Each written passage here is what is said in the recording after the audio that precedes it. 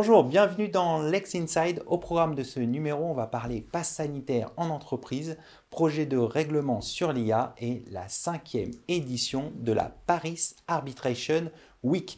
Pour débuter cette émission, j'ai le plaisir de recevoir Elvira Martinez, consul au sein du cabinet FTPA, avec qui nous allons parler du passe sanitaire en entreprise. Elvira Martinez, bonjour. Bonjour. Alors, quel est le cadre juridique du pass sanitaire en entreprise? En d'autres termes, quels sont les salariés soumis à l'obligation d'avoir un pass sanitaire en entreprise? Alors, les salariés qui sont soumis sont tous les salariés qui sont en contact avec le public, parce qu'il y a des problématiques de sécurité, c'est pour éviter la contamination. Et donc, à contrario, ça veut dire que ces salariés soit travaillent dans des entreprises qui sont soumises à l'obligation du pass sanitaire, ça va être tout ce qui est musée, tout ce qui est restaurant, tout ce qui est... soit ils sont eux-mêmes en contact avec du public dans le cadre de ces activités. Et à contrario, ça veut dire qu'un salarié n'a pas besoin du pass sanitaire si, par exemple, il travaille dans un bureau tout seul ou il travaille dans une entreprise qui n'est pas concernée par cette obligation.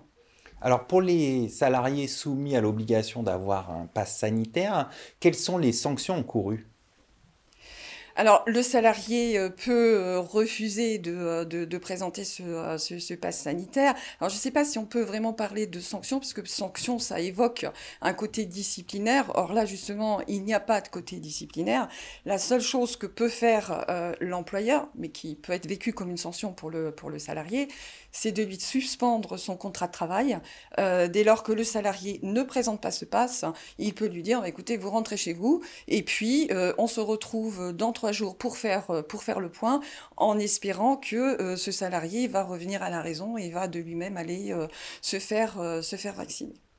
Ça peut aller plus loin jusqu'à un licenciement. On en avait parlé au début, au moment de la rédaction de la loi.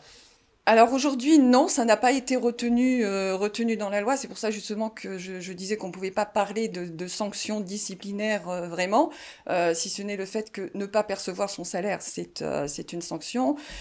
Aujourd'hui, ce serait assez difficile de licencier un salarié sur ce motif-là. Effectivement, on l'avait évoqué, ça n'a pas été retenu. Et la seule chose qu'on peut éventuellement envisager, ce serait la désorganisation de l'entreprise pour absence prolongée. Mais c'est quand même compliqué parce que c'est quelque chose de particulier. Il faut vraiment qu'il y ait une durée d'absence assez longue. Il faut que ça désorganise l'entreprise, ce qui est compliqué à démontrer. Et le pass sanitaire, pour l'instant, c'est provisoire. C'est censé s'arrêter au 30 novembre. Donc aujourd'hui, il n'y a pas plus, on ne peut pas faire plus. Alors, quelle attitude doit avoir l'employeur pour faire respecter cette obligation de présenter le pass sanitaire?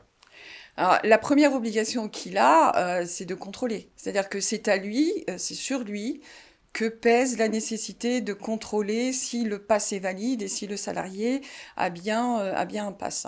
Une fois qu'il a fait ça, il doit gérer la situation. C'est-à-dire que il doit renvoyer les salariés chez eux s'ils n'ont pas ce pass.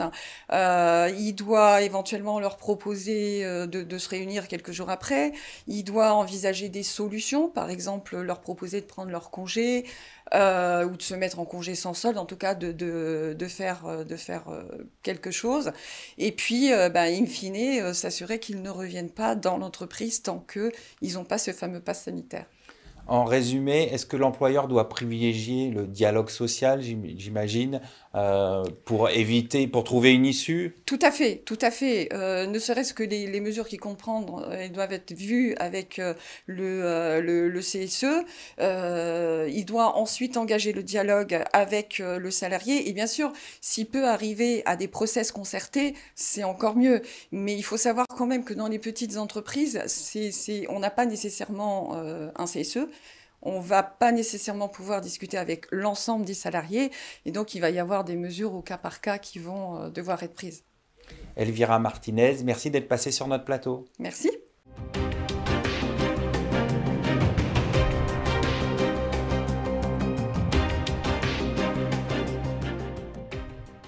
Vous êtes toujours dans Lex Inside, je suis en compagnie de Yasmine Mohamed, présidente de l'association Paris Arbitration Week, pour parler de la 5e édition de la Paris Arbitration Week.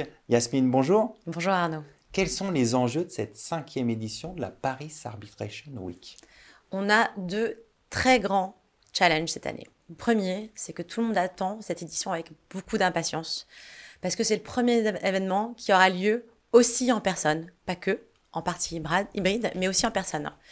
Donc, on a vraiment une très grosse responsabilité parce que beaucoup de gens, comme vous le savez, attendent avec impatience de se retrouver en personne. Mais c'est aussi un très grand challenge parce que cette année, on a des événements qui sont hybrides, donc en présentiel uniquement, hybride, donc présentiel et virtuel, On a 76 événements en tout qui vont avoir lieu pendant cette année.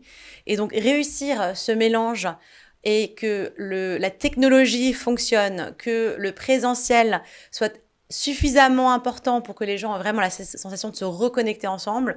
Voilà, c'est le nouveau monde dans lequel on vit tous et on a à cœur bien sûr de relever ce challenge. Alors on peut dire maintenant que c'est un événement majeur de l'arbitrage, un temps fort de cette rentrée. Quels vont être les temps forts de cette édition? Alors on a une nouveauté cette année. On instaure une nouvelle tradition. La semaine va commencer avec ce qu'on appelle en anglais un keynote speech, un discours par une personnalité importante, reconnue, un luminary, comme on dit en anglais, de la communauté arbitrale parisienne. Il s'agit de Eduardo Silva Romero, qui va faire un keynote speech sur la diversité en arbitrage international et avec une petite touche d'irrévérence vis-à-vis du politiquement correct.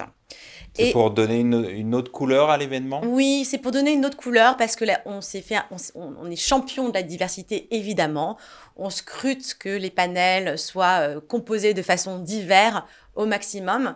Mais on avait aussi envie d'être vecteur de réflexion et de remettre en question certaines idées répétées, du coup un peu préconçues. Et donc, on a demandé à Eduardo, et je suis ravie qu'il ait accepté, de nous faire un keynote qui remet un peu en question ces différents, ce qu'on dit, des prémices en anglais, les remettre en question et un peu challenger notre réflexion. Et à partir de cette année, toutes les années qui vont suivre, commencera par un keynote speech de cet ordre-là, c'est-à-dire transversal, philosophique, qui fait réfléchir, et pas uniquement juridique et académique. Et en dehors de ce keynote speech, d'autres temps forts, j'imagine?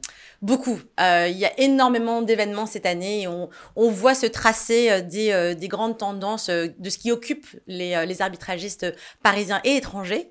Et je dis étrangers, je le souligne, parce que nous avons en particulier cette année beaucoup de cabinets étrangers qui se sont associés à la semaine, qui organisent des événements, souvent en distanciel.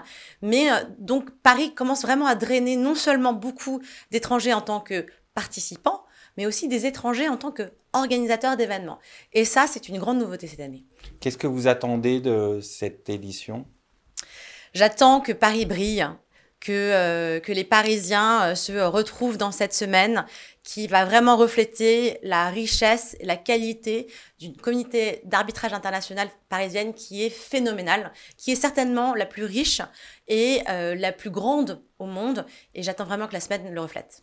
Merci Yasmine. Rappelons que c'est du 20 au 24 septembre, donc en présentiel et aussi en distanciel, donc format hybride. Absolument. Merci d'être passé sur notre plateau.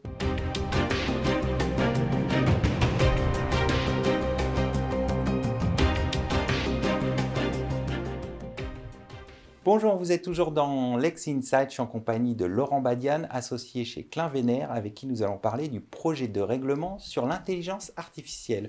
Laurent, bonjour. Bonjour Arnaud.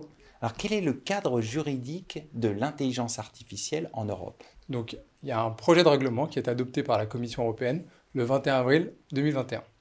L'objectif de ce projet de règlement, c'est d'encadrer l'intelligence artificielle, et plus précisément les systèmes d'intelligence artificielle au sein de l'Union européenne. Ce que nous dit l'exposé des motifs, il y a deux ambitions. La première ambition, comme je vous le disais, c'est d'encadrer les usages et les développements des systèmes d'intelligence artificielle au sein de l'Union européenne afin que ces derniers respectent les principes des droits et libertés fondamentaux ainsi que les valeurs au sein de l'Union. Ils ont également pour objectif, comment dirais-je, d'inciter l'investissement et l'innovation en matière d'intelligence artificielle.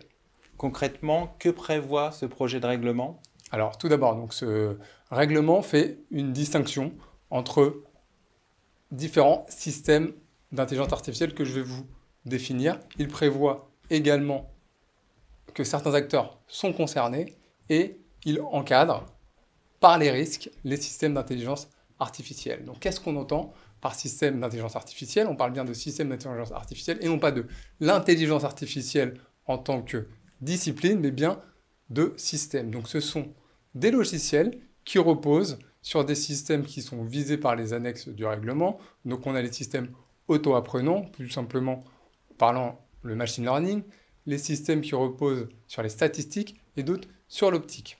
S'agissant donc des systèmes concernés, sont exclus du champ d'application les systèmes qui sont utilisés ou développés dans le cadre des utilisations militaires, par exemple.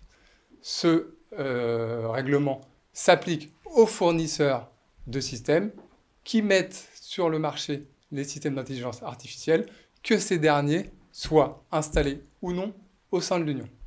Ce règlement s'applique aux utilisateurs de systèmes d'intelligence artificielle, et je tiens à préciser que la notion d'utilisateur exclut les usages privés, ce qui veut dire que les utilisateurs consommateurs ne sont pas concernés par ce règlement. S'agissant donc de l'encadrement, à proprement parler, il y a une différence entre les risques. Les systèmes jugés inacceptables sont interdits, notamment les systèmes d'identification biométrique sur les lieux publics, les systèmes qui vont permettre, comme en Chine, un scoring automatique de la population. Ce sont des systèmes qui sont attentatoires aux libertés. Aux droits et libertés fondamentaux, tout à fait. Donc ces systèmes-là sont, eux, purement et simplement prohibés. Après, nous avons ce qu'on appelle les systèmes à haut risque, c'est-à-dire qui sont susceptibles de porter atteinte à la sécurité, à la santé des individus. Et donc ces derniers-là sont autorisés sous réserve de respecter des contraintes réglementaires, mais également de procéder à une évaluation de conformité. Et ces contraintes sont fortes? Ces contraintes sont très très fortes parce qu'on peut les comparer notamment à ce qu'on peut avoir dans le domaine de la protection des données personnelles. Lorsqu'il y a un risque important pour les droits et libertés fondamentaux, on doit faire ce qu'on appelle une analyse d'impact, en fait. Donc ça implique effectivement une évaluation juridique et technique du système en cause. En définitive, que pensez-vous de ce projet de règlement? Alors moi, je trouve que ce projet de règlement est très difficile à appréhender, dans la mesure où il y a certaines notions qui sont difficiles à interpréter. Il y a énormément de renvois à des réglementations spécifiques, notamment en matière de dispositifs médicaux, en matière comment dirais-je, en matière de dispositifs médicaux et de jouets. Et donc ça implique de faire une lecture croisée entre les obligations telles que prévues au sein du règlement et celles qui sont prévues par les autres règlements qui peuvent s'appliquer à des domaines particuliers. Laurent Badian, merci. Merci Arnaud. Merci à toutes et à tous pour votre fidélité et à très bientôt pour un nouveau numéro de Lex Inside.